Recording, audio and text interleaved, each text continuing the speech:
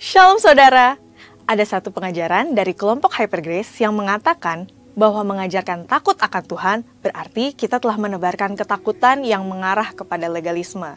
Nah, hal itu sangatlah tidak berdasar dan tidak sesuai dengan Alkitab. Dalam Voice of Pentecost kali ini, kita akan membahas mengenai takut itu baik. Sekalipun terkesan negatif, rasa takut memiliki dampak yang baik bagi kita. Dengan adanya rasa takut, sebagai orang percaya, kita menjadi lebih berhati-hati dan bijaksana dalam menjalani kehidupan ini.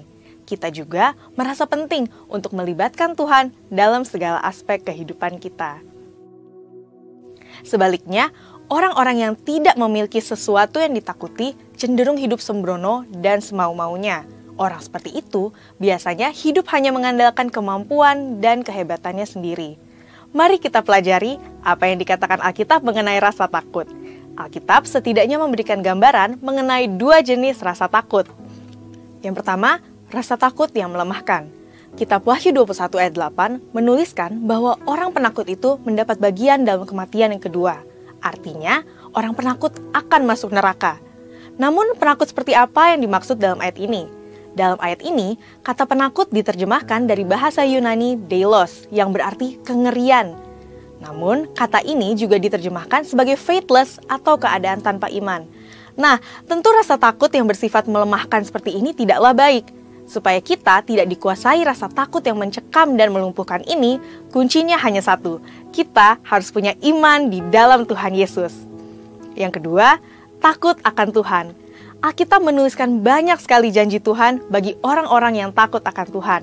Tentu, rasa takut ini berbeda dengan kengerian yang bersifat melumpuhkan. Takut akan Tuhan tidak membuat kita menghindar atau menjauhi Dia. Sebaliknya, justru membuat kita ingin lebih lagi berjalan bersama dengan Dia dan rindu mengikuti kehendak-Nya. Mari kita lihat bagaimana seorang yang takut akan Tuhan menjalani hidupnya. Dalam kitab Mazmur, Daud menuliskan indahnya hidup takut akan Tuhan.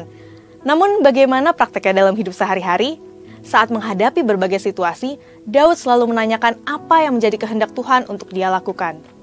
Misalnya, ketika berhadapan dengan musuh, Daud bertanya kepada Tuhan mengenai bagaimana cara menghadapi musuh-musuhnya.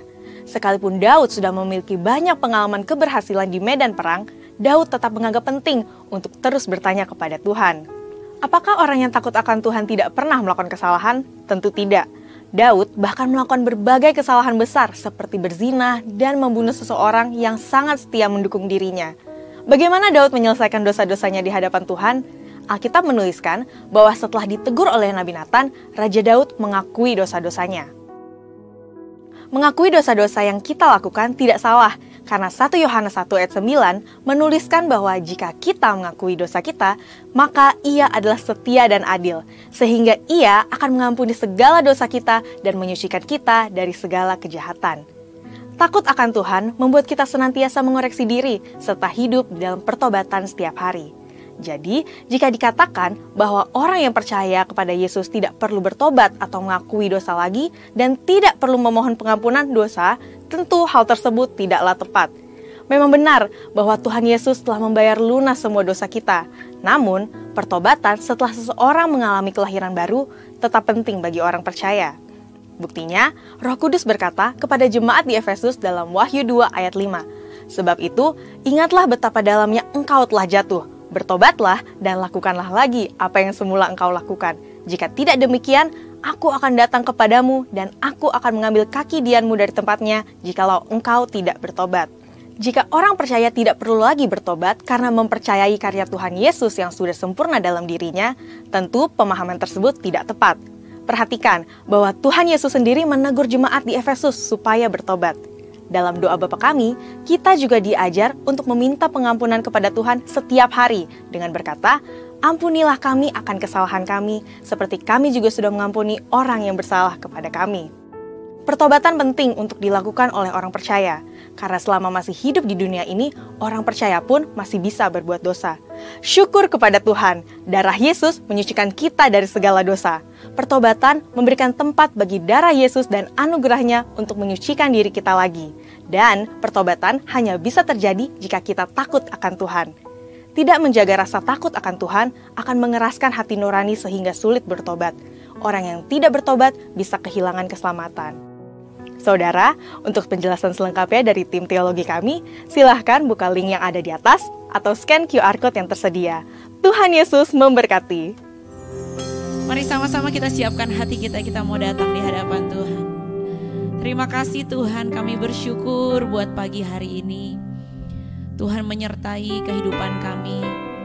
Kami datang pagi ini di hadapan Tuhan, kami bersyukur buat semua hal yang Tuhan berikan dalam hidup kami. Kami datang, kami mau buka hati kami mau menyembah Tuhan, memuji Tuhan, sebab Tuhan baik buat hidup kami. Terima kasih Tuhan, hanya hadir-Mu yang kami perlu, hadirat-Mu yang kami perlukan dalam hidup kami. Kau sertai ibadah ini sepanjang ibadah ini dari awal hingga akhirnya ya Tuhan. Terima kasih Bapa, di dalam nama Tuhan Yesus kami siap memulai ibadah ini. Haleluya, amin. Mari silakan duduk kembali Bapak Ibu Saudara.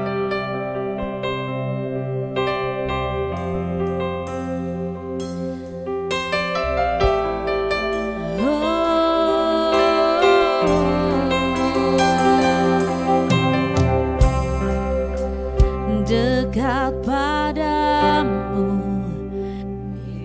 rinduku,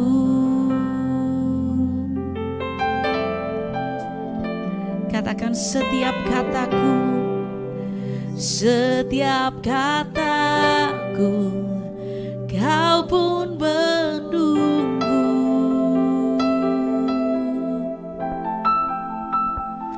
Tak kusangka ku temukan satu kasih yang abadi. Kini ku datang dan ku bawa hidupku dekat padamu Tuhan, dekat padamu itu rinduku. Setiap kataku kau pun menunggu, setiap kataku kau pun menunggu.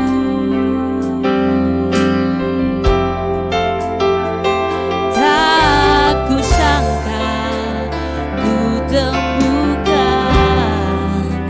satu kasih yang abadi. Kini ku datang, mari bawa hidupmu dan ku bawa hidupku, memandang wajahmu,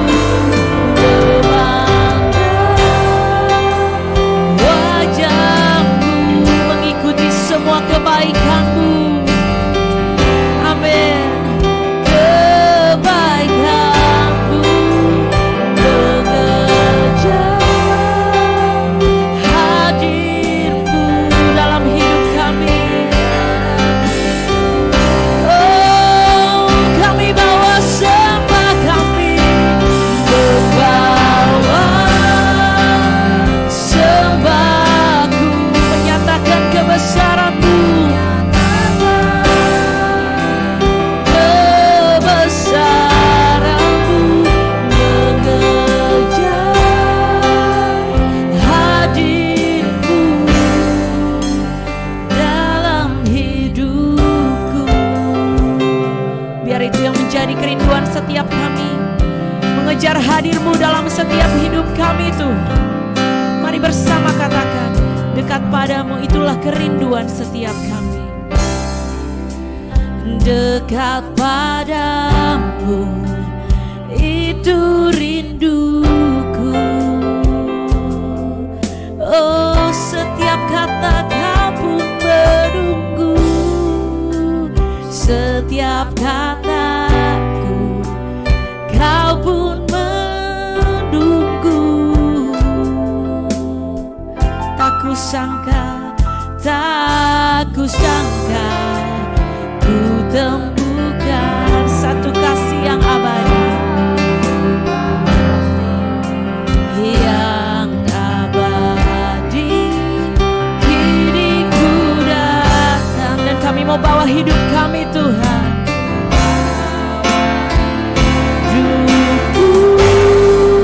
Memandang wajah-Mu, memandang wajah-Mu, mengikuti kebaikan-Mu,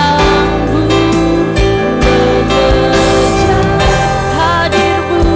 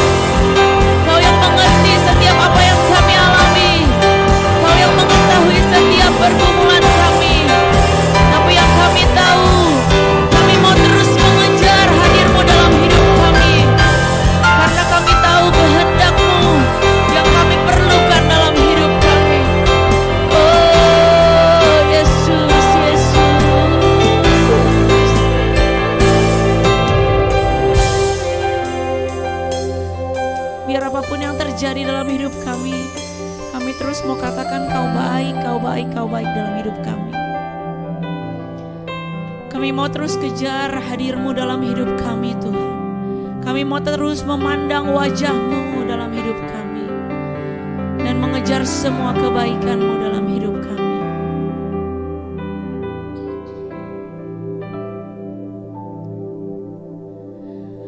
Memandang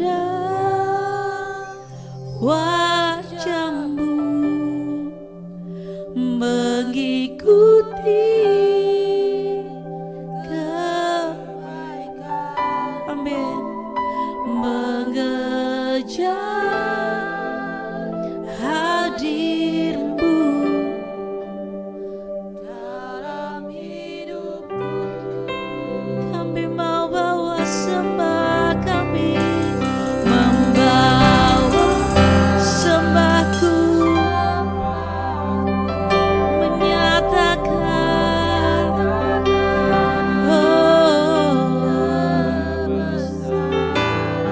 ya Tuhan,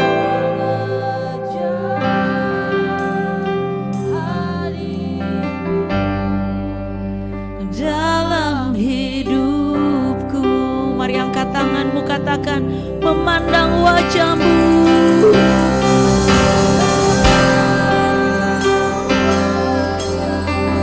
Ini yang kami mau katakan, semua kebaikan-Mu ya Tuhan, mengejar hadir-Mu.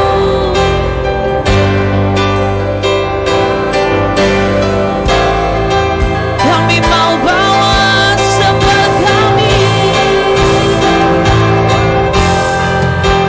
sembahku menyatakan semua kebesaran-Mu. Yes.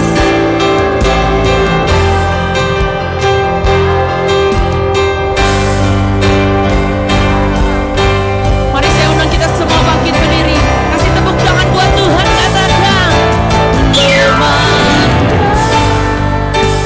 wajah-Mu, mengikuti kebaikan-Mu, mengejar hadir-Mu dalam hidupku. Inilah sembah kami di hadapan-Mu Tuhan, membawa sembahku, menyatakan kebesaran-Mu, mengejar hadir-Mu dalam hidupku, mengejar hadir-Mu, mengejar hadir-Mu dalam hidupku.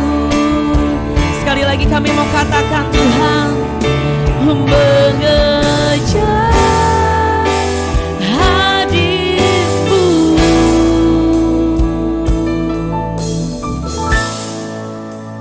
dalam hidupku. Mari berikan tepuk tangan yang terbaik buat Tuhan. Oh, terima kasih Tuhan. Biarlah ini bukan hanya sekedar nyanyian kami, tapi ini sungguh-sungguh dari hati kami, bahwa hadir-Mu lah yang kami perlu dalam hidup kami. Terima kasih Tuhan. Kami mau bersorak-sorai, kami mau memuji Tuhan. Kau hadir bertata atas setiap pujian umat-Mu. Di dalam nama Tuhan Yesus, semua yang siap memuji Tuhan, sama-sama katakan amin. Kasih tepuk tangan buat Tuhan. Haleluya. Seberapa banyak yang bersuka cita pada hari ini? Boleh lambaikan tangan. Saya percaya kalau kemarin mungkin kita semua sudah merayakan Imlek, ya kan? Semua berkumpul bersama keluarga bersuka cita. Maka sukacita itu pasti Tuhan masih berikan buat setiap kita hari ini. Amin. Kasih tepuk tangan buat Tuhan. Kita mau memuji Tuhan lebih lagi. Haleluya.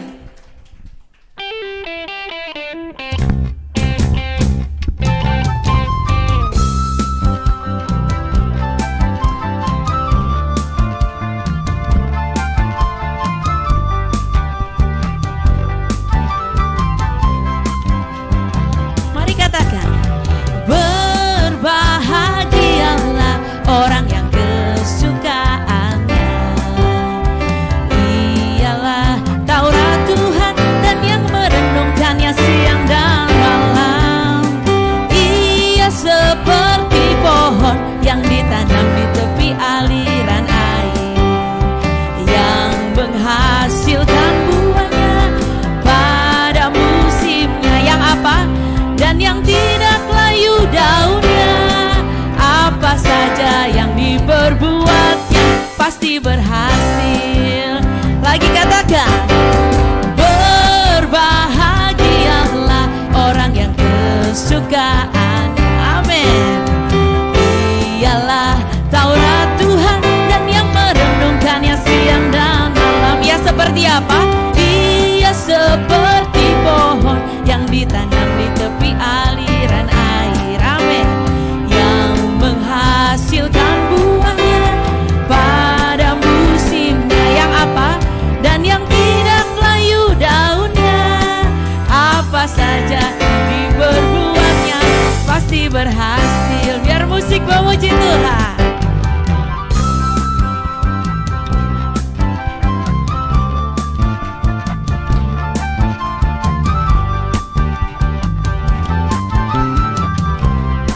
Mari sekali lagi katakan, berbahagialah orang yang kesukaannya.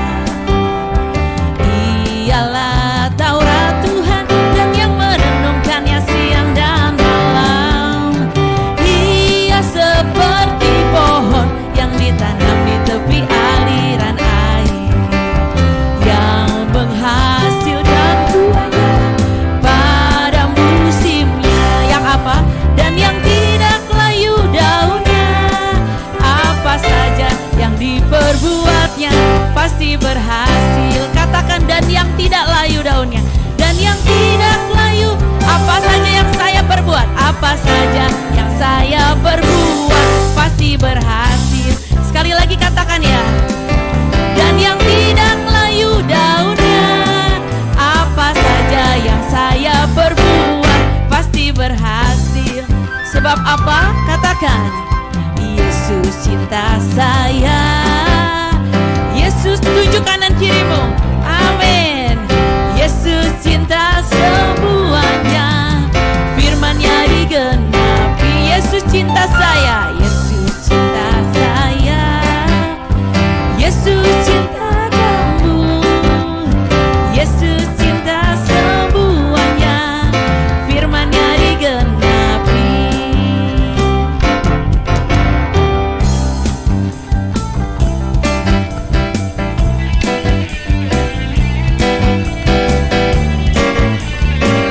Biar Tuhan memberikan nyanyian baru untuk kita. Amin. Katakan,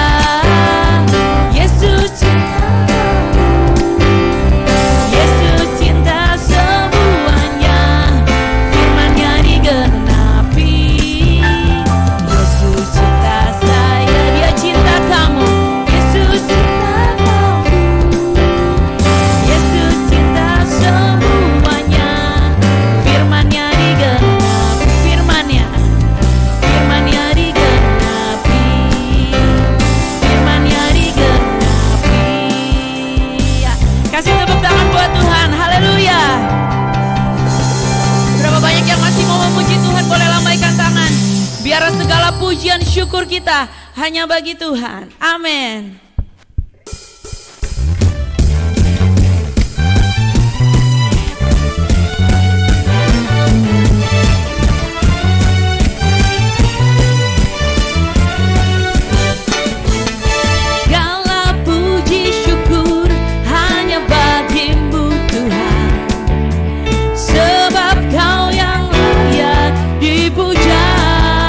Kami mau bersorak, kami mau bersorak, tinggikan nama. Semua sama-sama. Haleluya, soraklah haleluya, soraklah haleluya, soraklah haleluya, haleluya. Semua sorakkan haleluya.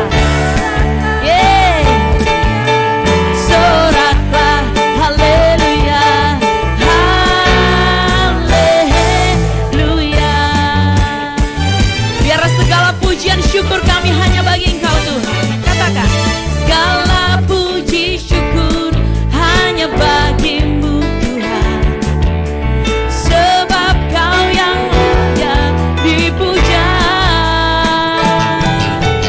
Kami mau bersorak, tinggikan nama-Mu.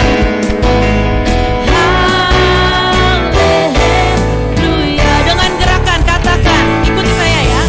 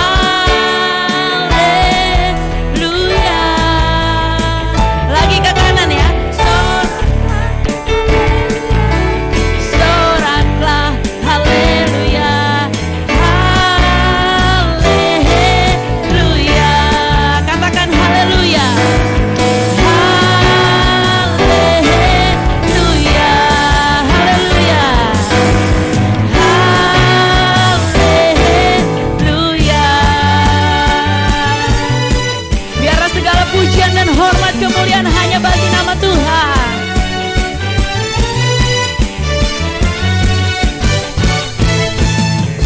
Kasih tepuk tangan yang terbaik buat Allah kita yang dahsyat. Haleluya. Silakan duduk kembali Bapak Ibu Saudara.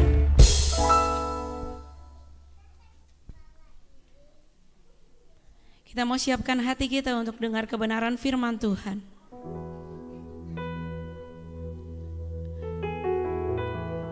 Mau siapkan hati kami Tuhan buat dengar kebenaran firman-Mu pada pagi hari ini. Biar firman-Mu yang menegur setiap kami, mengingatkan setiap kami. Terima kasih Tuhan, terima kasih.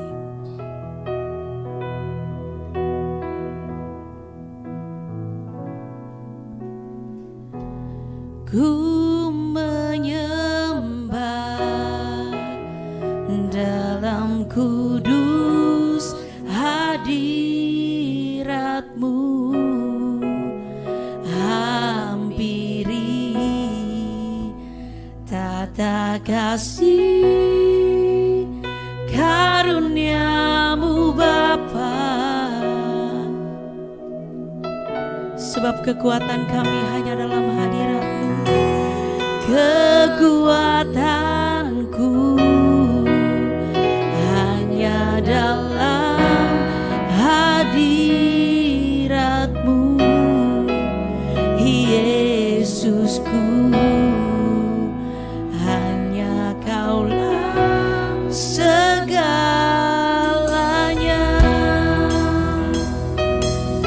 Mari sekali lagi katakan, ku menyembah, ku menyembah dalam kudus hadirat-Mu, hampiri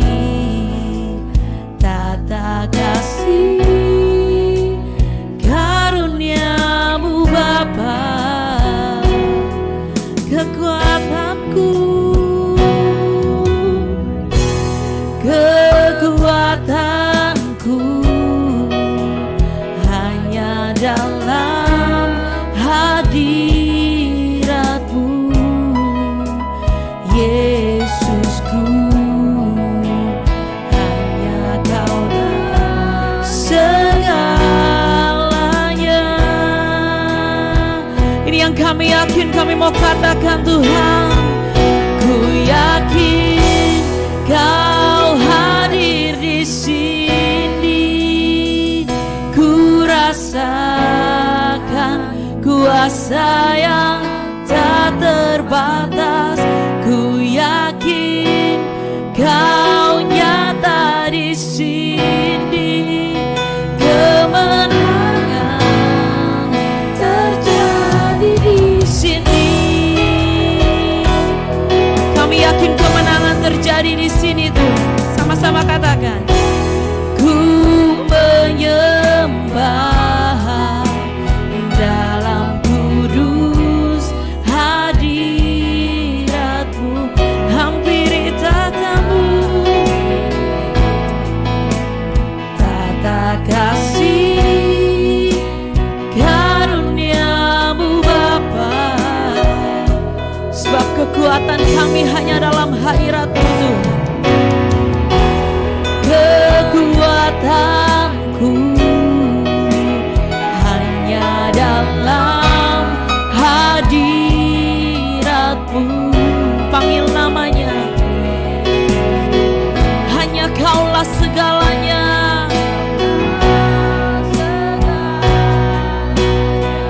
Amin. Ini yang kami yakin, kami mau katakan Tuhan, ku yakin Kau hadir di sini. Ku rasakan kuasa yang tak terbatas. Ku yakin Kau nyata di sini. Amin. Kemenangan terjadi di sini. Ku yakin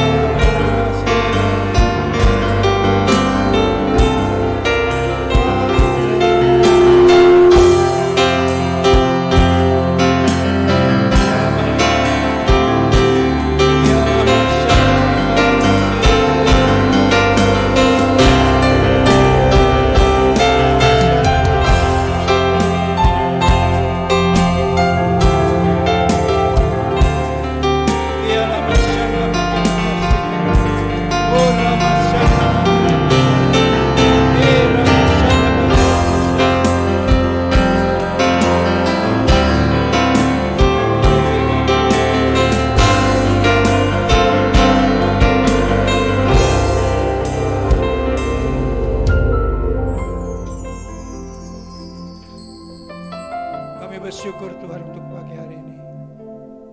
Terima kasih untuk waktu yang indah yang Kau berikan kepada kami.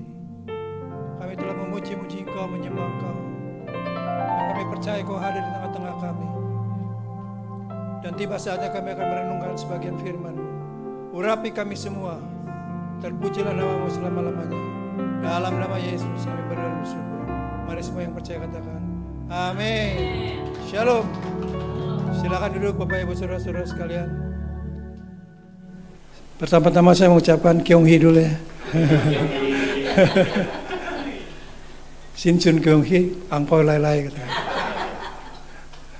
Puji Tuhan ya, kita bisa melewati tahun ini bersyukur. Seperti biasa saya ingin cerita sedikit mengenai pelayanan kami. Bisa tolong slide-nya? Ya. SKA, semua karena anugerah.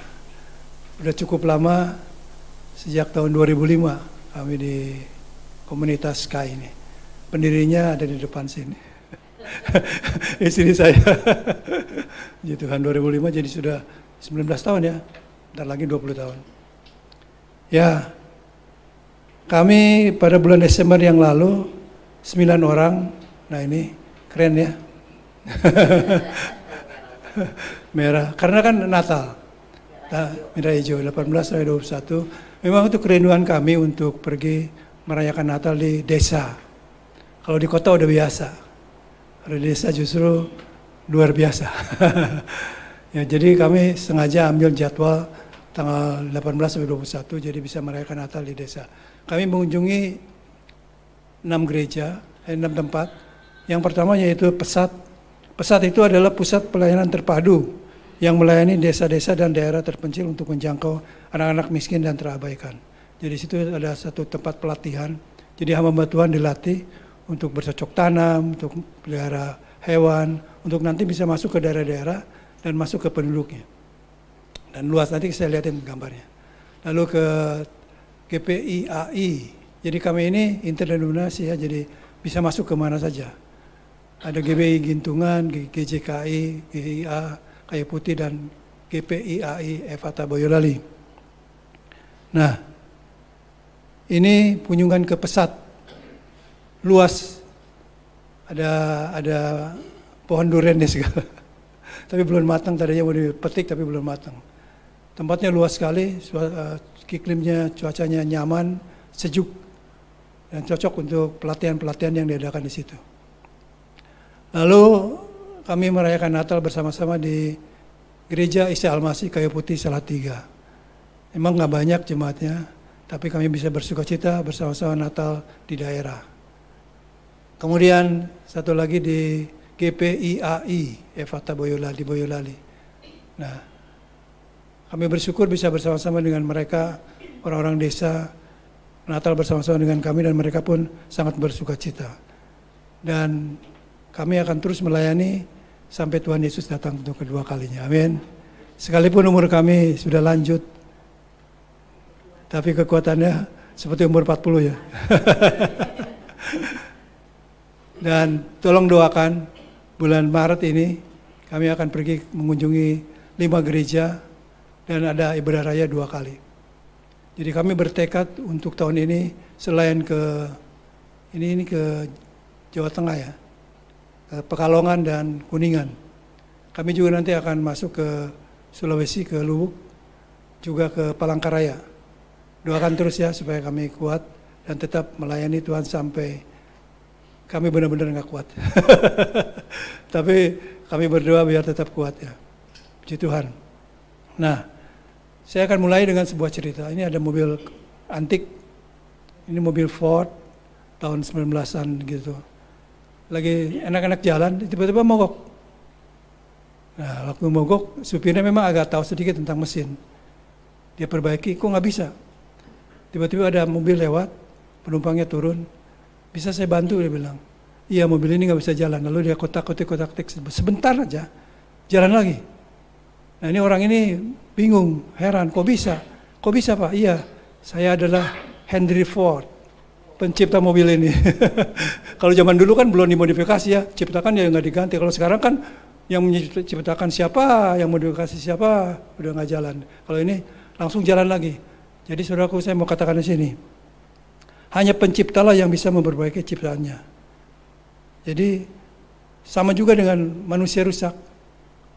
Ini bisa dibetulin sama siapa? Bukan sama montir mobil, tapi sama Tuhan kita Yesus Kristus. Ya. Dan Dia pasti bisa memperbaiki segala kerusakan manusia. Kerusakan mau parah sekalipun pasti bisa diperbaiki. Nah, tema hari ini yang saya ingin sampaikan yaitu perubahan hidup. Saya ambil dari 2 Korintus 5 ayat 17. Jadi siapa yang ada di dalam Kristus, itu dikatakan di dalam Kristus. Jadi ada juga orang yang di luar Kristus ya. Ia adalah ciptaan baru. Jadi orang yang di dalam Kristus adalah ciptaan baru.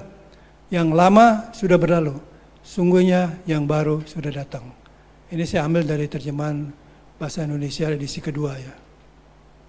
Jadi jelas sekali di sini ada yang di dalam Kristus, ada yang di luar Kristus. Jadi yang pertama, kalimat pertama yang saya ingin bahas yaitu siapa yang ada di dalam Kristus. Nah, kita tahu Allah menciptakan manusia, Adam dan Hawa sebagai suami dan istri dan hidup sangat bahagia di Taman Eden. Tapi karena dia melanggar perintah Tuhan, akhirnya dia dihukum. Dan mulai dari sejak itu dosa masuk ke dunia dan semakin hari semakin parah. Sehingga akhirnya harus dibasmi semua melalui air bah. Ya. Tetapi bukan tambah baik, tapi malah tambah rusak. Sehingga firman Tuhan katakan, semua orang telah berbuat dosa dan telah kehilangan kemuliaan Allah. Tidak ada yang benar, seorang pun tidak. Jadi semua orang berbuat dosa dan tidak ada yang benar satupun juga. Nah, bagaimana sekarang caranya?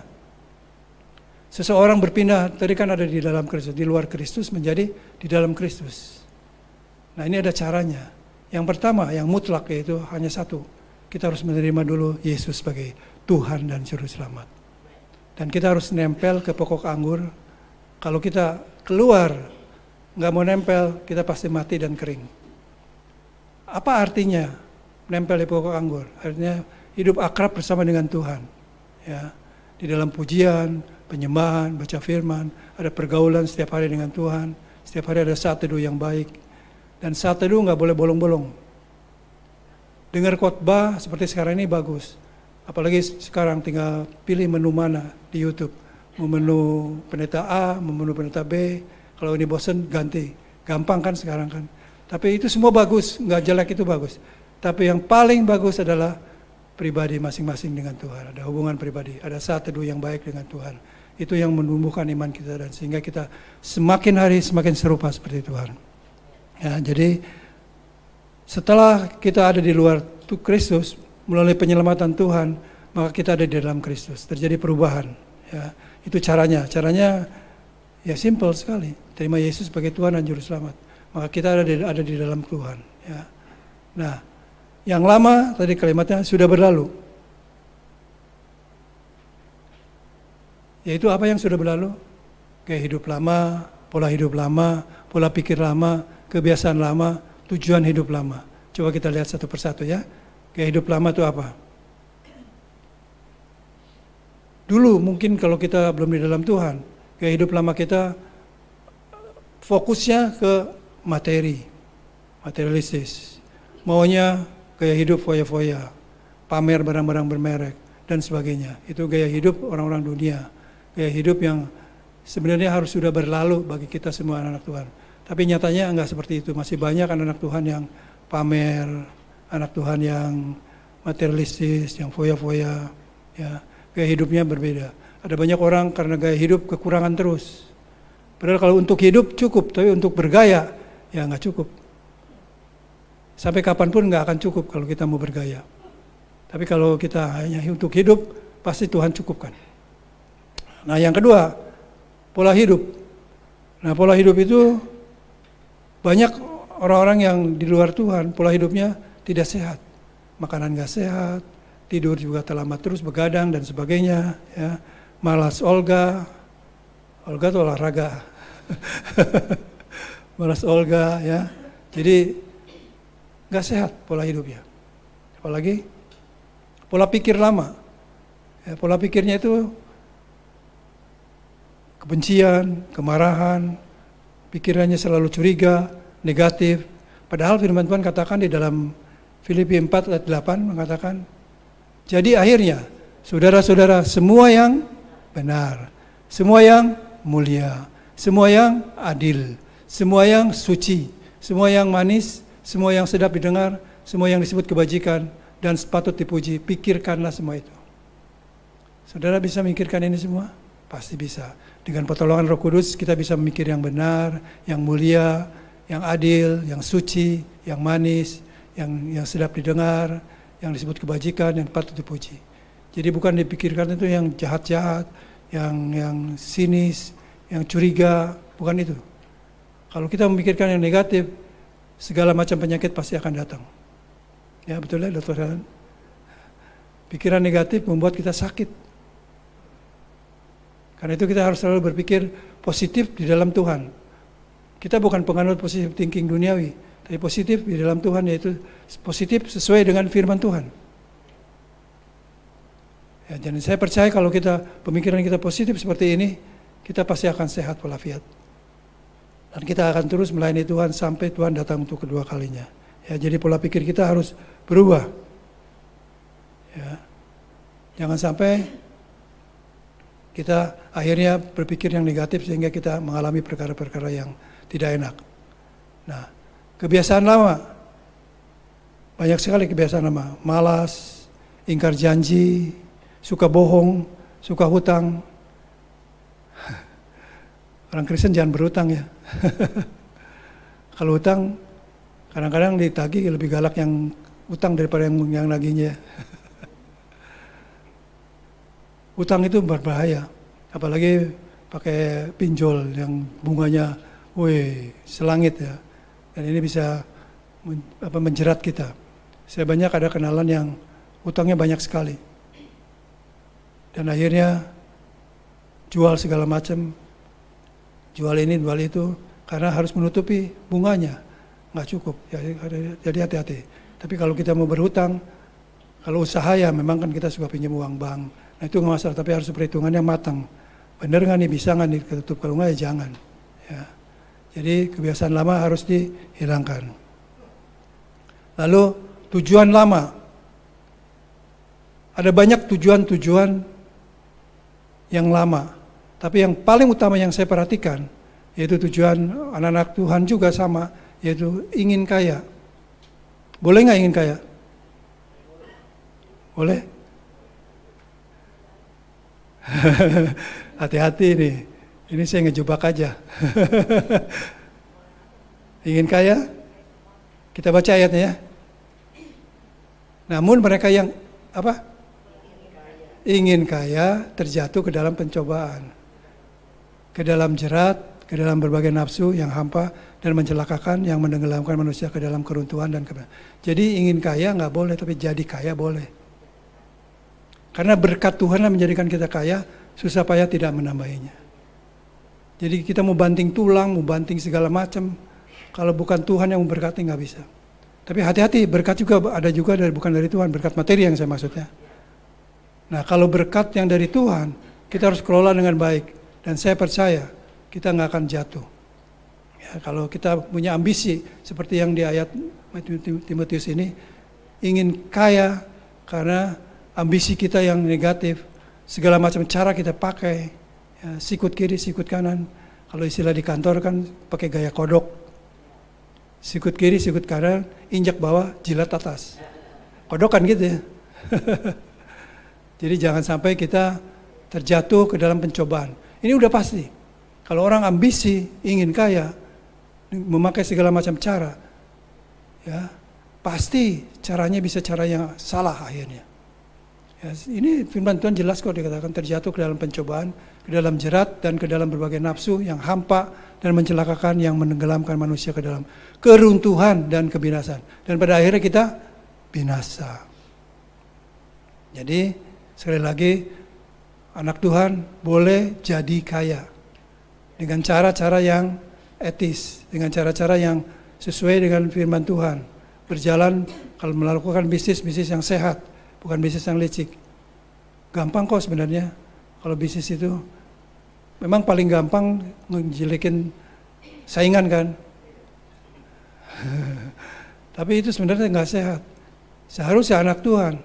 Sama juga kita ketika kita mau menginjili seseorang, kita nggak menjelekkan agama mereka, tapi kita meninggikan Yesus, bahwa Yesus bisa ini, bisa ini, bisa ini. Ya. Sama juga dengan bisnis. Ketika kita melakukan bisnis, kita tonjolkan kelebihan kita, positif kita apa. Jangan menjelekkan tetangga kita, jangan menjelekkan saingan kita, tapi tonjolkan apa yang menjadi kelebihan dari kita punya produk. Kalau nggak punya kelebihan, ya satu-satunya cara yaitu jelekin. Tapi kalau punya kelebihan, kelebihannya itu ditonjolkan dan pasti bisa. Ya, jadi boleh jadi kaya, tapi jangan ambisi ingin kaya dengan cara segala macam cara. Ya. Nah, yang lama sudah berlalu. Ini kita bisa lihat juga di Galatia 5 ayat 19-21. Apa aja yang berlalu? Perbuatan daging, yaitu percabulan. Apa itu percabulan? Itu hubungan seksual amoral. Jadi hubungan seksual antara pasangan yang tidak sah, belum nikah, sudah melakukan hubungan seksual, atau hubungan seksual yang nggak wajar, ya, ini percabulan. Lalu kecemaran, perbuatan yang jahat dan kotor, itu cemar, yang membuat kecemaran. Hawa nafsu, keinginan yang tak terkendali. Nah, ini penyembahan berhala, segala sesuatu yang sangat istimewa. Jadi kalau penyembahan berhala itu ada dua macam, penyembahan berhala menyembah patung-patung dan sebagainya. Ada juga penyembahan berhala sesuatu yang istimewa. Apapun juga itu, misalkan hobi kita melebihi segala sesuatunya, melebihi Tuhan Yesus, maka itu juga sudah berhala. Pekerjaan, pagi, siang, malam, nggak ingat hari Minggu, nggak ingat hari Senin, terus bekerja, fokus utamanya bekerja. Dan ini juga sudah menjadi berhala. Ya. Diajak pelayanan, wah sekarang kan, saya ingat dulu waktu memasuki tahun 2023 kan Pak Jokowi bilang tahun 2023 itu kan masa sulit. Lalu kita ajak teman kita, yuk kita pelayanan ke sini. Langsung istrinya nyeletuk ke suaminya, udah nggak usah pelayanan dulu, cari uang dulu, kan masa sulit nanti. Ya, jadi hati-hati pekerjaan jangan dibikin jadi berhala. Harta sering juga, merasa bangga dengan hartanya, merasa bahwa dengan harta kita bisa berbuat segala sesuatu, segala-galanya. Padahal bukan, dalam sekejap harta itu bisa hilang. Keluarga bisa juga jadiin berhala. Terlalu meninggi-tinggikan keluarga, akhirnya jatuh juga. Ya. Lalu apa lagi? Sihir. Ini menguasai seseorang. Saya kasih contoh begini ya. Menguasai seseorang tuh. Misalkan gini, dalam hati saya nih, saya pengen beli sesuatu. Tapi kan kalau mau beli sesuatu tuh harus izin, ya karena kita suami istri, paling nggak bilang gitu. Supaya istri nanti setuju, saya sihir dulu. Saya beliin dulu sesuatu. Ini hadiah. Nah, hatinya kan udah mulai lunak tuh. Baru setelah itu saya minta pasti dikasih. Karena udah sihir dulu kan. Sihirnya pakai barang ya. Jadi gampang pasangan-pasangan kalau mau sihir. Sihir-sihiran jadinya. Memang ada sihir yang asli ya. Pakai magic itu ada sihir asli. Tapi ini sihir dengan barang. Perseteruan, ini kebencian dan permusuhan yang hebat. Perselisihan itu pertengkaran. Iri hati, tak senang dengan keberhasilan orang lain. Geram, banyak orang yang, waduh, saya pernah ketemu waktu saya ke satu tempat, ini ada seorang ibu-ibu, dia marahin karyawan, ampun-ampunan marahnya.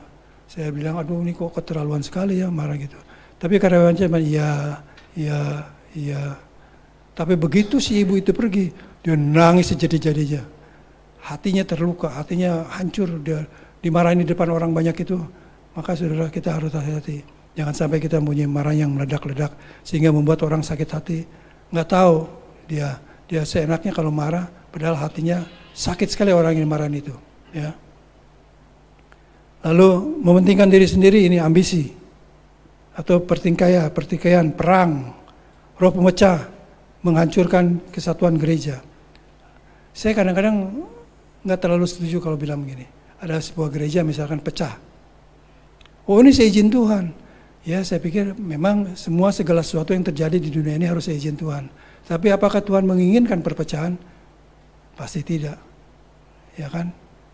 Jadi jangan terlalu gampang membilang seizin Tuhan. Semua juga seizin Tuhan, pasti. Tapi perpecahan kita harus jaga supaya tidak terjadi. Ya. Kedengkian atau kebencian, bermabuk-mabukan, merusak, tentu saja ini merusak kesehatan. Pesta pora, pesta yang berlebihan dan sebagainya.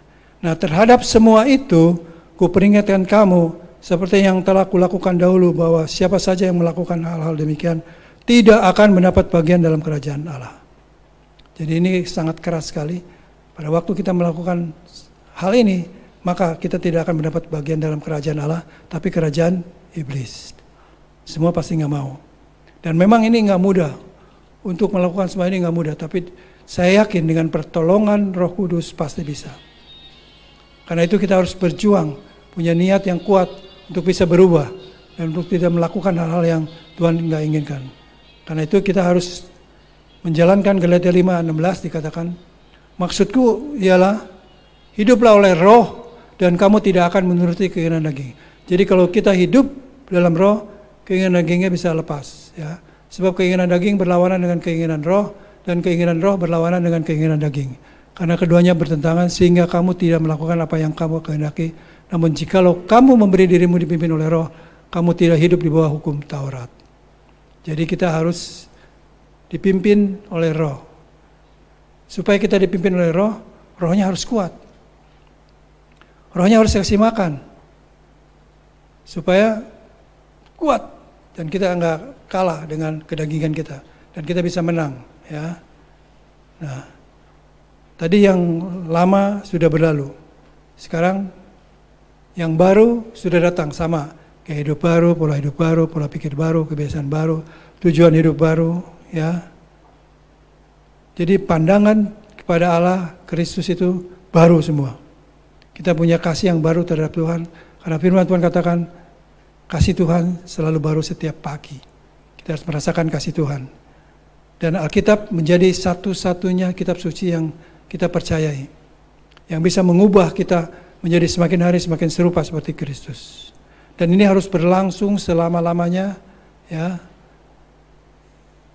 Menjalankan hal-hal yang baru ini sehingga pada akhirnya kita menghasilkan yang namanya apa? Buah roh.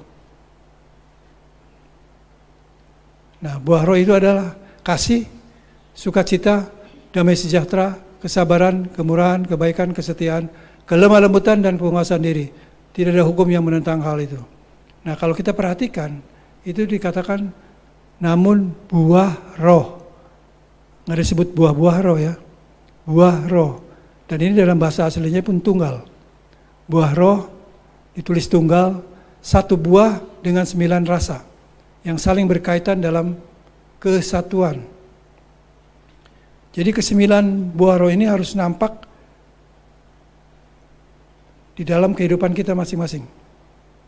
Jadi kalau seseorang penuh sukacita, tetapi nggak ada penguasaan diri, itu belum sempurna. Tapi kita harus punya 9 buah roh ini, minta kepada Tuhan 9 karakter ini supaya kita bisa menjadi berkat bagi banyak orang. Dan orang yang memiliki karakter ini pasti sangat menyenangkan. Saudara bayangkan, seseorang punya kasih, punya sukacita, punya damai sejahtera, ada kesabaran, ada kemurahan, ada kebaikan, ada kesetiaan, kelemah lembutan, penguasaan diri. Pasti orang ini menyenangkan. Dan orang ini pasti selalu diharapkan hadir dimanapun juga. Dan orang ini pasti menjadi berkat bagi keluarga, bagi lingkungan, di tempat kerja, di mana-mana. Orang seperti ini pasti menjadi berkat, bukan menjadi batu sandungan. Tapi banyak orang yang tidak memperlihatkan buah rohnya ini, sehingga dia menjadi sandungan. Kita harus berusaha sekuat tenaga, minta kepada Tuhan untuk memunculkan buah roh, ke-9 buah roh ini. Ya, 9 karakter Kristus. Dan ini nyata kalau kita lihat di dalam Kristus sempurna sekali ke-9 rasa buah roh ini. Ya. Nah, tetapi banyak anak-anak Tuhan akhirnya menjadi sandungan karena nggak muncul buah roh ini. Karena kurang bergaul dengan Tuhan sehingga nggak ada dan nggak jadi berkat bagi orang-orang sekitar kita. Saudara mungkin pernah dengar cerita Mahatma Gandhi. Jadi kita harus memiliki 9 karakter seperti Tuhan Yesus. Nah, ini Mahatma Gandhi, ini adalah tokoh yang memperjuangkan kemerdekaan India dengan cara damai. Ya. Dia sering mengutip khotbah di bukit yang tertulis dalam Matius 5, 7 dan 7. Lalu ada seorang misionaris bertemu dengan Gandhi mengatakan bahwa Anda sering mengutip kata-kata Kristus, mengapa Anda kelihatannya keras menolak untuk menjadi pengikutnya? Dia sering mengutip, tapi kelihatannya kok keras menjadi pengikutnya. Lalu Gandhi menjawab, saya tidak pernah menolak Kristus. Saya suka Kristus, tapi saya tidak suka dengan orang Kristen. Wah, keras sekali ya. Saya suka ajaran Kristus, tapi nggak suka dengan orang Kristen. Tentu saja ada pengalaman yang pahit yang dia alami. Lalu diteruskan, kalau saja anak-anak orang-orang Kristen mengikuti ajaran Kristus sesuai dengan Alkitab, maka seluruh India sudah menjadi Kristen. Tapi nyatanya enggak. Suatu hari ketika dia ada di Afrika, dia mau masuk ke gereja karena dia tertarik sekali dengan kekristenan. Dia baca firman Tuhan Alkitab terus. Dia mau masuk, begitu masuk ada usher di depan. Hei, mau kemana kamu kafir? Langsung dibilang begitu. Saya mau ikut ibadah, nggak ada tempat untuk orang kafir. Pergi sana, pulang. Akhirnya dia sakit hati dan sejak saat itu dia tidak mau lagi baca Alkitab dan dia tidak mau lagi dengar tentang kekristenan. Kalau saja waktu itu disambut, ini orang yang potensial sekali. Sehingga dia bisa menyebarkan Injil kemana-mana, ya, ke seluruh dunia. Ya. Karena itu saudara yang kasih, penginjilan yang paling mantap ketika kita memunculkan buah roh, atau ada hamba Tuhan mengatakan bukan buah roh, buah kehidupan. Ketika kita memunculkan buah kehidupan, maka orang itu pasti akan tertarik. Ada apa di belakang ini? Kok bisa ya, hidup seperti ini? Pada zaman susah kok tetap bersuka cita? Karena firman Tuhan katakan bersukacitalah senantiasa. Kita harus bersuka cita. Dan pada waktu kita mengalami sakit penyakit, kita tetap bersuka cita dan kita bersyukur kepada Tuhan. Kenapa bersyukur? Orang bilang, kamu sakit kok bersyukur? Aku bersyukur bukan karena penyakitnya, aku bersyukur karena Tuhan kasih kekuatan untuk mempertahankan hidupku. Dan Tuhan pasti akan menyembuhkannya. Ya. Jadi kalau orang melihat buah roh dalam kehidupan kita, itu lebih mudah kita bicara. Daripada nggak ada buah roh, mau ngomong apapun juga nggak bisa. Jadi karena itu saudara yang kasih, mari kita kejar buah roh itu dengan hidup bergaul dengan Tuhan, hidup akrab dengan Tuhan, pasti muncul buah kehidupan itu. Karena kalau kita melihat kematangan rohani seseorang, kita lihat apakah ke-9 karakter buah roh itu ada dalam orang ini enggak. Kalau ada, berarti rohaninya sudah matang. Tetapi ujinya jangan di gereja. Kalau uji di gereja semua suci. Ya. Tapi begitu keluar, wah, ada seorang hamba Tuhan berkata begini. Dia bilang kan kalau kita di gereja, tapi sekarang sih udah jarang saya dengarnya. Doanya itu segala kuasa-kuasa jahat aku tolak dalam nama Yesus. Nah dia ngumpet tuh di pinggir jalan tuh. Begitu beres kebaktian, dia jalan, begitu nikung kena dia tuh. Begitu diserempet dia marah-marah dia karena masuk roh jahat. Jadi saudara yang kasih hati-hati ya. Yang paling enak untuk menginjili seseorang itu ketika kita memunculkan buah-buah kehidupan yang sesuai dengan firman Tuhan. Nah, contoh-contoh dalam Alkitab yang mengalami perubahan secara drastis yaitu Paulus. Nah, ini Paulus. Dia orang Yahudi, seorang tokoh agama, bayangkan. Berpendidikan agama yang tinggi, mungkin kalau sekarang MTH, doktor, PhD. Ya, ini udah tinggi nih. Lalu dia giat bekerja bagi Allah dengan berjubah kebesaran imam. Dia pengajar juga. Namun hatinya busuk akibat kekecewaan. Sehingga dia membunuh orang-orang Kristen. Tapi begitu dia ada perjalanan ke Damsyik, dia berubah. Dan yang luar biasanya kalau saudara pelajari baca di Kisah 21-21, ketika dia bertemu dengan cahaya itu, oleh cahaya, yang dia bilang apa? Apa yang aku harus perbuat? Nah, kalau kita suka kebalik ya, apa yang Tuhan perbuat bagiku. Tapi Paulus enggak, apa yang aku harus berbuat. Jadi kita pun sama, kalau kita mau melayani pekerjaan Tuhan, Tuhan apa yang aku harus berbuat untuk Tuhan, supaya nama Tuhan dipermuliakan dalam kehidupan kita. Ya. Dan akhirnya terjadi perubahan. Paulus akhirnya dia memenangkan banyak jiwa. Banyak kitab-kitab juga ditulis oleh Paulus. Lalu yang berikutnya, Sakeus. Nah ini,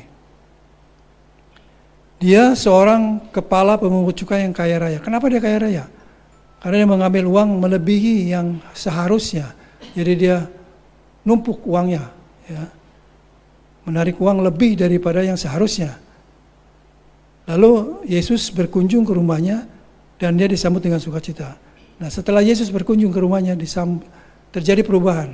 Dia bilang ini, setengah dari miliknya akan diberikan kepada orang miskin. Setengah dari miliknya, itu banyak banget. Lalu seseorang yang pernah diperasnya aku akan kembalikan 4 kali lipat. Kalau saudara hitung, dia langsung jatuh miskin. Setengah hartanya, terus 4 kali lipat, berapa banyak itu? Dan benar-benar ada yang pernah menghitung, dan akhirnya dia jatuh miskin. Jadi tapi dia nggak pusing dengan hal itu. Dia bilang keselamatan lebih berharga dibandingkan harta. Karena itu dia serahkan semuanya harta itu. Ya. Jadi dia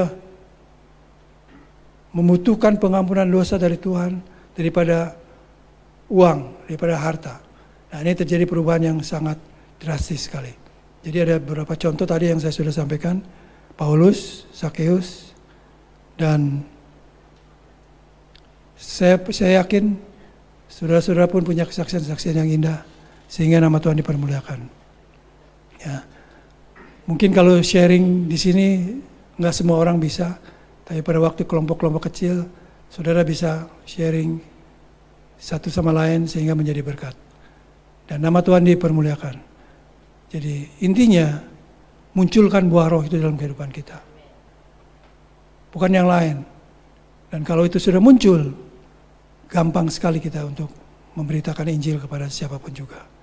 Nah, sebagai rangkuman, mengalami perubahan hidup tidak mudah. Ya, mudah nggak? Nggak ya, nggak mudah. Dan tidak cukup hanya memiliki keyakinan. Aku yakin bisa berubah, aku yakin nggak cukup. Melainkan harus selalu ada di dalam Tuhan. Nggak boleh di luar Tuhan. Dengan berjuang, nah ini perlu perjuangan.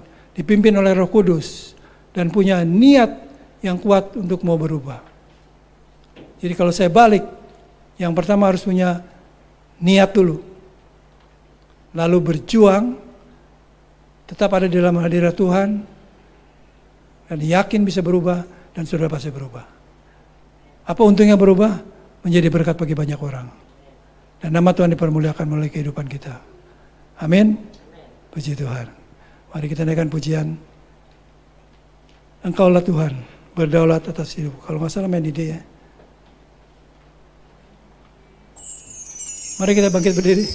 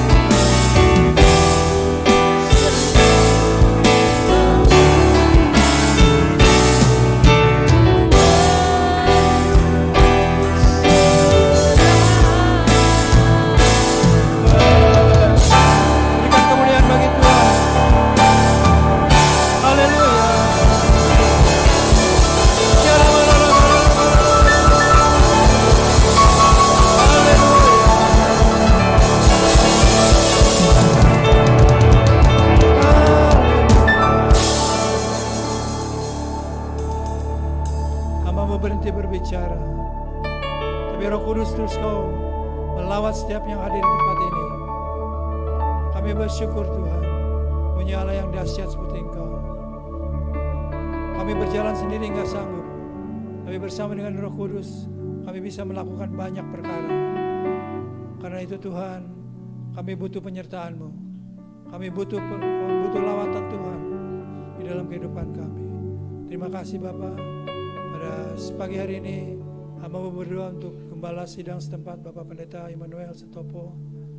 Pakai hamba-Mu ini lebih lagi bersama dengan istri Dr. Helen dan anak-anak mantu, cucu, untuk menjadi berkat bagi banyak orang.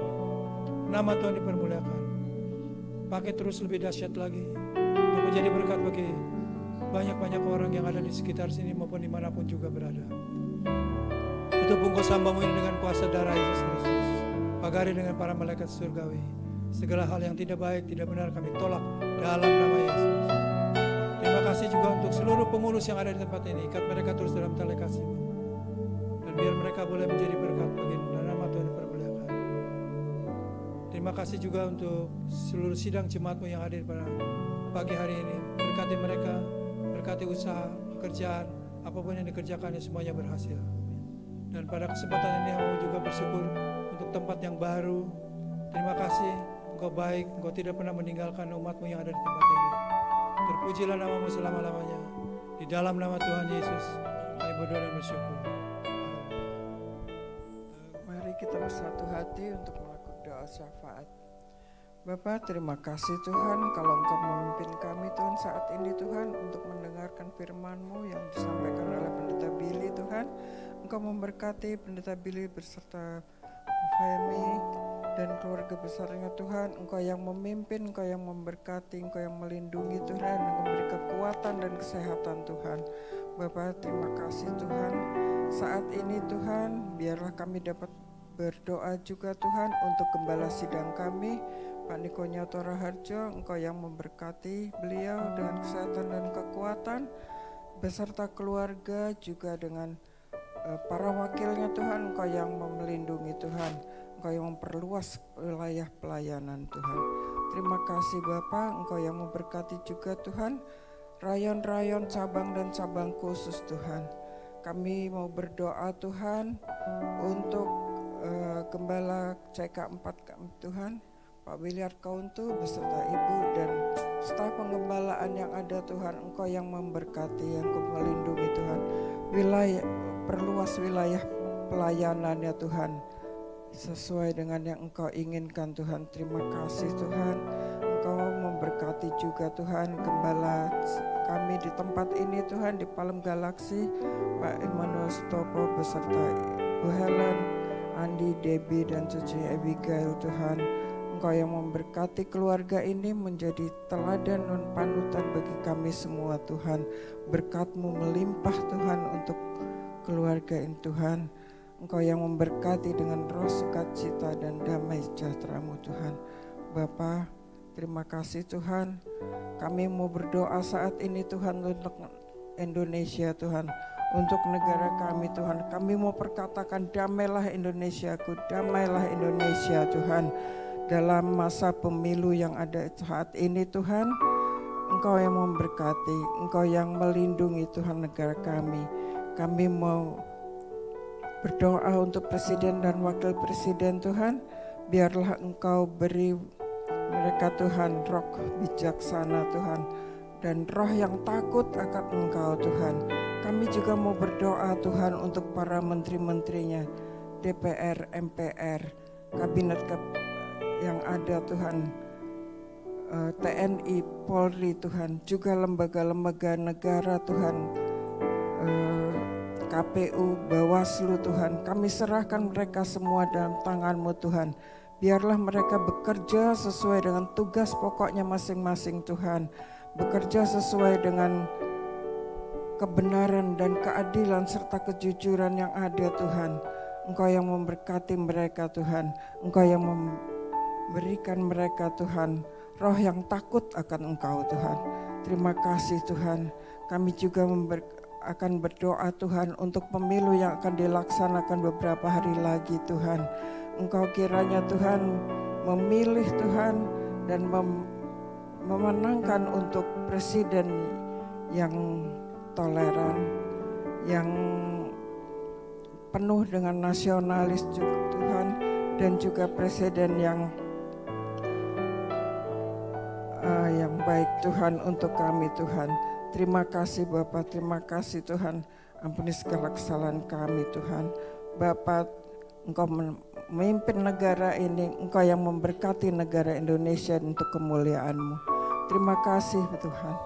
Bapa, kami mau berdoa Tuhan, kiranya untuk Pentakosta ketiga Tuhan, kegerakan Pentakosta kami percaya dimulai dari Indonesia untuk sampai ke bangsa-bangsa Tuhan, untuk memenangkan jiwa-jiwa dari timur ke barat dan akan kembali lagi ke Yerusalem Tuhan. Kami mau berdoa juga Tuhan untuk menara doa EPT juga dan juga Sukat Halel Tuhan. Biarlah Engkau memakai Tuhan menara doa ini untuk kemuliaan nama-Mu dan memenangkan jiwa Tuhan. Terima kasih Bapa, terima kasih Tuhan. Kami mau berdoa Tuhan untuk kegerakan untuk kaum Yeremia Tuhan. Biarlah mereka takut akan Engkau Tuhan dan mereka akan menjadi Tuhan anak-anak yang Engkau menangkan Tuhan dalam segala dengan segala kebenaran Tuhan.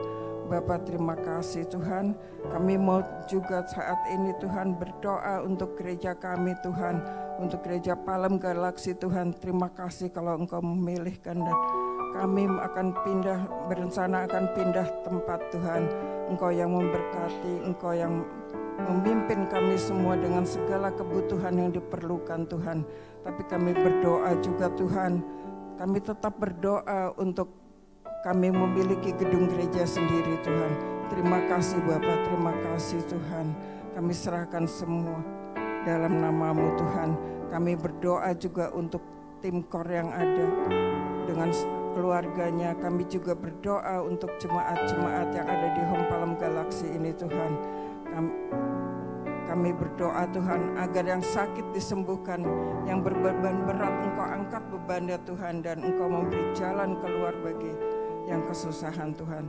Terima kasih Bapa, biarlah kemuliaan segala puji hormat hanya untuk nama-Mu dalam nama Yesus kami berdoa dan mengucap syukur. Haleluya, haleluya, amin.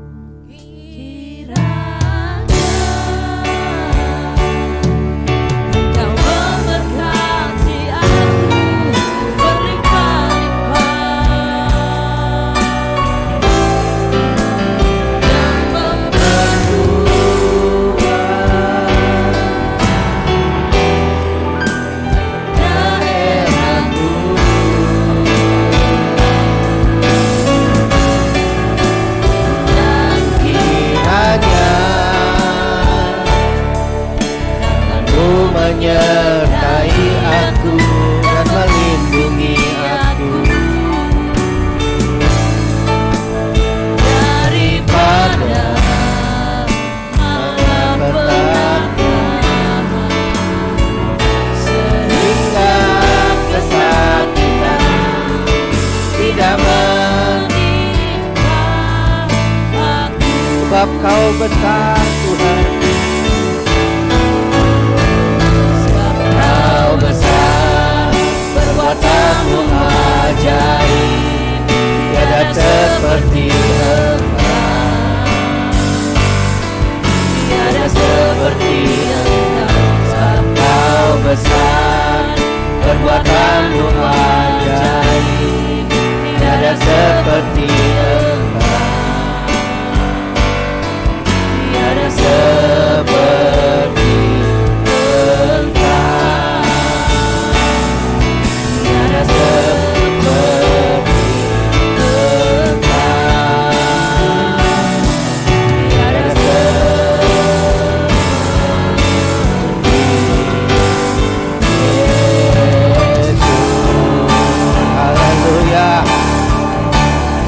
segala hormat dan puji karena Engkau layak untuk menerimanya Bapa. Sekali lagi kami berdoa untuk Dr. Billy dan Ibu Femi. Tuhan, Engkau telah memimpin hidupnya sampai hari ini. Teruskan Tuhan, biarlah semua rencana dan kehendak-Mu terjadi dengan sempurna dalam hidupnya. Dengan Tuhan, SKA mereka Tuhan, Engkau pakai semua tim, kemanapun mereka pergi Tuhan. Jadikan Tuhan nama-Mu dimuliakan, mujizat terjadi Tuhan. Yang sakit disembuhkan, yang lemah dikuatkan, orang yang susah dihiburkan. Setiap orang Tuhan mendapat damai sejahtera dan sukacita daripada-Mu. Terima kasih Tuhan. Kali lagi Engkau berkati umat-Mu Tuhan. Sepanjang minggu ini Tuhan, ketika mereka bekerja, Engkau ingat Tuhan, berkati mereka berlimpah-limpah. Biarlah mereka Tuhan melakukannya semua, karena pertolongan-Mu mereka berhasil dan beruntung. Akhirnya Bapa, kami mengangkat kedua tangan kami.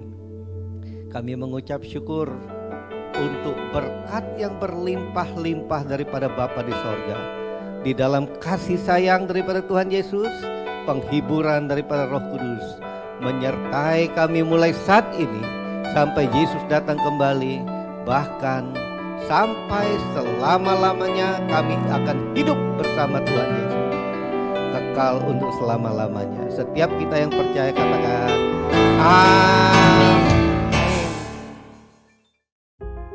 Mari bersama-sama perkatakan iman dalam Mazmur 91.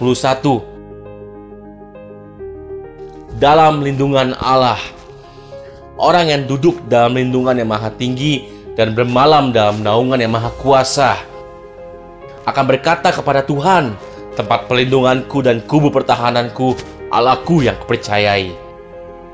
Sungguh Tuhanlah yang akan melepaskan aku dari jerat penangkap burung, dari penyakit sampar yang busuk. Dengan kepaknya Tuhan akan melindungi aku, di bawah sayapnya aku akan berlindung. Kesetiaannya ialah perisai dan pagar tembok. Aku tak usah takut terhadap kedahsyatan malam, terhadap panah yang terbang di waktu siang, terhadap penyakit sampar yang berjalan di dalam gelap, terhadap penyakit menular yang mengamuk di waktu petang. Walau 1000 orang rebah di sisiku dan 10.000 di sebelah kananku, tetapi itu tidak akan menimpa aku. Aku hanya menontonnya dengan mataku sendiri dan melihat pembalasan terhadap orang-orang fasik. Sebab Tuhan ialah tempat perlindunganku, yang maha tinggi telah kubuat tempat perteduhanku. Malapetaka tidak akan menimpa aku, dan tulah tidak akan mendekat kepada kemahku. Sebab malaikat-malaikatnya akan diperintahkannya kepadaku untuk menjaga aku di segala jalanku. Mereka akan menatang aku di atas tangannya, supaya kakiku jangan terantuk kepada batu. Singa dan ular tedung akan kulangkahi. Aku akan menginjak anak singa dan ular naga. Sungguh hatiku melekat kepada Tuhan, maka Tuhan akan meluputkan aku. Tuhan akan membentengi aku, sebab aku mengenal namanya. Bila aku berseru kepada Tuhan, Tuhan akan menjawab aku. Tuhan akan menyertai aku dalam kesesakan. Tuhan akan meluputkan aku dan memuliakan aku. Dengan panjang umur akan Tuhan kenyangkan aku, dan akan Tuhan perlihatkan kepadaku keselamatan daripadanya. Amin. Mari saya undang jemaat yang dikasihi Tuhan untuk kita bersama-sama memperkatakan apa yang dimaksud dengan Pentakosta ketiga. Pentakosta ketiga adalah pencurahan Roh Kudus yang dahsyat di zaman ini, melebihi yang terjadi di Azusa Street. Pentakosta ketiga akan mengakibatkan penuaian jiwa yang terbesar dan yang terakhir sebelum Tuhan Yesus datang kembali. Pentakosta ketiga akan membangkitkan generasi Yeremia, yaitu anak-anak muda yang dipenuhi Roh Kudus, cinta mati-matian kepada Tuhan Yesus, tidak kompromi terhadap dosa, dan akan bergerak untuk memenangkan jiwa. Pentakosta ketiga lahir di Indonesia dan bergerak ke bangsa-bangsa.